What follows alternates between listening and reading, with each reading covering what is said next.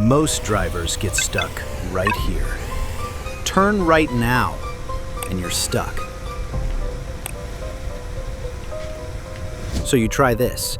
Move left first, then turn right. But it still traps you. There's no room. This is where most drivers get it wrong.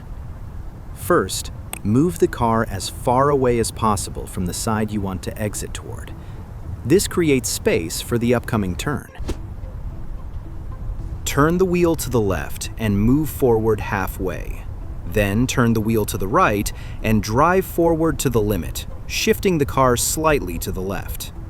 Now repeat the same idea while reversing. This creates extra space on the right side of the car, which will allow a larger steering angle later. Now start angling the car. But there is one important detail. Do not turn the wheel too early. If you try to turn out immediately, the space on the right side will disappear very quickly, leaving almost no room to adjust. First, move the front of the car straight out a little.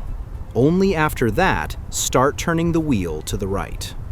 While reversing, guide the front outward little by little until the car stops again. Now you need to shift the rear of the car outward. Reverse straight back. Divide the space in front of the car into 2 equal parts. Turn left and drive forward half the distance. Then turn right and drive forward the remaining half. Reverse again and repeat the process.